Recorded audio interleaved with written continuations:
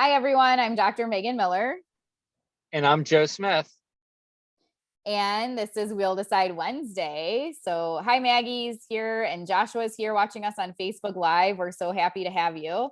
I'm going to go ahead and spin the wheel. We added a couple new topics, but we're always open for more. So, Maggie or Joshua or anyone else that's watching, if you have suggestions on a topic, please let us know. And my wheel did not update, so let me do that real quick. I thought we had done that.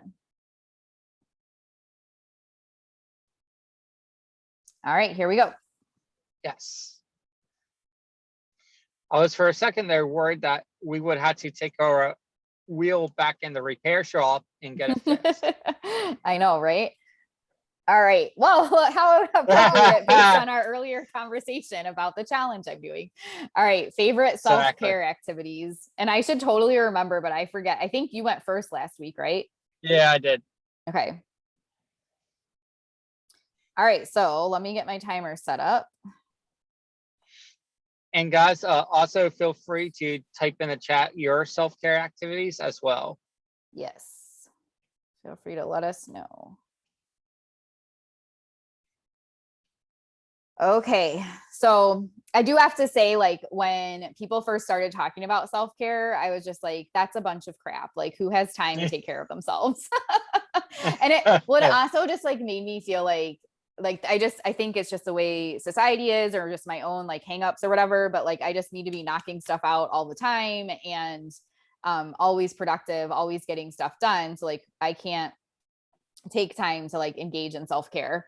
And like, that's for wimps, kind of thing. And I do have to say, like, now that I've set more boundaries and things, I am happier. But I am less productive. I don't knock out as much stuff like work wise as I'm used to. And I do kind of like go back and forth between like being frustrated about that and enjoying the fact that I like take care of myself better. But one of the things that I do for self-care is I get a massage every week, but it's not like candles, easy, like relaxing massage as much as I would like that. It is to work out like the stuff in my upper back and like neck area. And like, she really digs in and like works through that. But I consider it a self-care activity because it does help in terms of I get migraines. And if I'm not getting those massages, then I'll get migraines more often. And then I'm out of commission. So like, I could take an hour and a half every week and like get that done, or I could not do that and then have like 2 or 3 days where I'm not doing anything because I get a migraine. And then also I see a chiropractor like every other week to work on things, and they do hands-on massage there too. So I get on some weeks I get like a double whammy of the massage. I also, at this point, running for me is a self-care activity. Sometimes it's hard, but for the most part, it's like, I have a really difficult time with the meditative activities where you're just like sitting still and like trying to just sit and do nothing and like notice things around you and all that kind of stuff. I do a lot better with like the movement based things. And so when I go on my run, I do have music playing, but I really do just like check out of stuff for, the whole entire time I'm on my run, and I'm like noticing the environment around me. So it's like 30 to 45 minutes of that. So those are like my big ones that I would say are, and then I just make sure to schedule time for myself too. Like, I am still a human, even though I'm a mom. Like, to take care of myself, I make sure that I have each week, but also just throughout the year, like certain events planned that are for me and to maintain like my identity. So I went over by a few seconds, but that's mine. It's all right. I love it. I love it. So I'm going to set up my watch. Do we have any? Yeah, we have quite a few things in the chat. So Brenda was saying, sounds like an awesome challenge, Megan. Good luck. Maggie said, walking in the sunshine and reading nonfiction. That sounds amazing. She also agreed with the mindset that I was talking about with like, who needs self-care? Andrew said, self-care was easier when I made it a lifestyle. When I treated it as an activity, I've done it much less. Yeah, I think that's a good point, Andrew. That's kind of where I've had to go with it too, is just being like, it gets, I mean, it's like an activity, but it gets scheduled in as like part of my life too. I'm not really sure how to explain that, but Yeah, Maggie said, I've heard that folks schedule it like a client appointment. They're more likely to fit it in. And that's pretty much what I was just saying. Like I have my massage day and my like chiro is Thursday, every other Thursday, massage is every other Friday. Like I have the things, my runs are scheduled in like in my agenda. I pre-schedule the things for myself as well, because if it's not in there, I'm going to fill it with non-self-care based things. Yeah. And Joshua said, we have a dedicated life admin time every week. I love that. Love that. Yeah. I feel like Joshua, we should have you on for like a whole podcast to talk to us about that. So that sounds amazing. Yeah. And Maggie and Andrew both like Joshua's comment as well. That's all we've got so far. All right. So I'm going to go ahead and start my timer. I have 2 minutes and 30 seconds. And so for me, one of the best things I did for myself, even before self-care started, was I started to work out and lift weights. And hands down, one of my favorite, most rewarding activity I have ever done for myself. I have lost so much weight and increased so much muscle when I started doing it, and I was consistent for months with it. Of course, you start to date, and then you start becoming more serious with a person, and some of those activities just kind of go off to the side. And then COVID happened, and just a whole slew of stuff. So I'm getting back into it. I started working out with Clint Evans. We don't work out together in person, but we are running through the same program called MAPS Anabolic by Mind Pump. And it's amazing. I love lifting heavy. I love the challenges that they gave us. And also I love the fact that you are using the top 5 exercises that will give you the most bang for your buck. So by doing that, like, I feel so much better about myself. I have so much more energy. I have noticed a difference in my proportion with my body, which is amazing. A couple other activities I like to do for self-care is I like to go fishing now.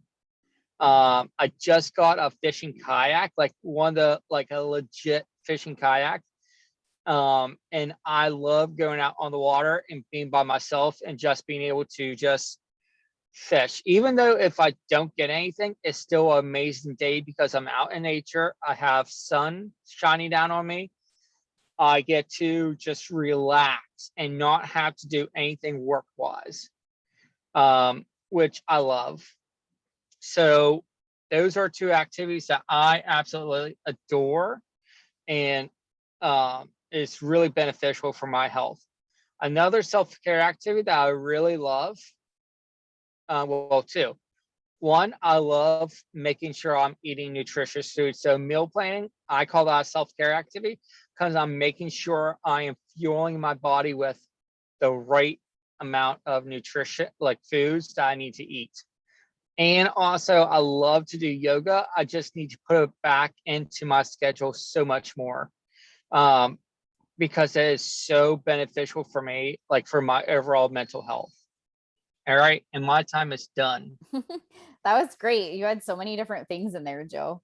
So Andrew was asking if we talk about this with our supervisees. I don't currently have supervisees, but I am working on developing the like Nest Life is the clinic-based services that are being provided that I don't provide, but I help give input on because I do the do better stuff.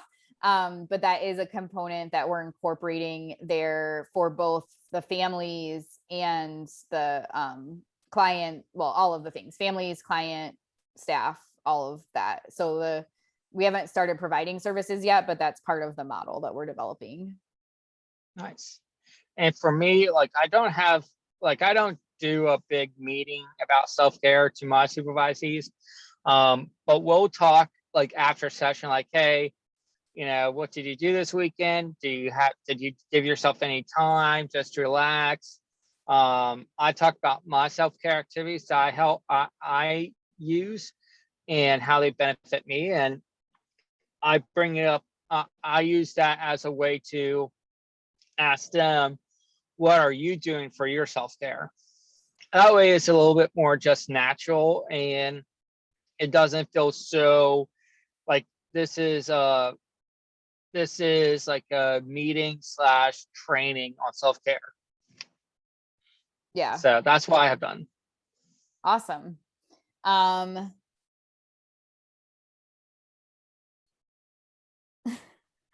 don't Andrew said you become content and lose the eye of the tiger, but I'm not sure what that was referring to. I think I missed it when he made the comment. I'm not sure what that was in response to.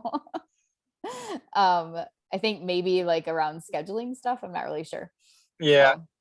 So. Scheduling, or just like falling out and not keeping up with my lifestyle choices too, maybe.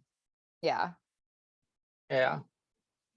And that's a struggle. That's always going to be a struggle. And that's why it's important for, like, whenever you look at your overall health and nutrition and self-care, is like you align it with your values, and then also you look at your behavior and how to change your behavior so then they're incorporated into your everyday life. Yeah, So exactly. Yep.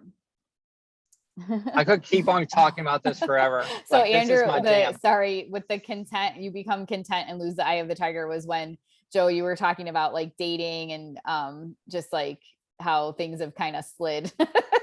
And then Joshua said, the thrill of the fight, rising up to the challenge of your rival. He's just listing the lyrics to the song. I love it. I love it.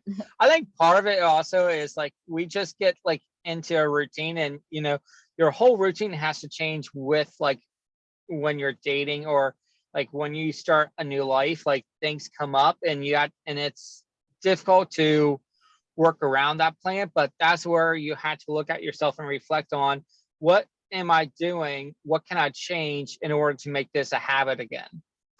So, but no, I love the Eye of Tiger.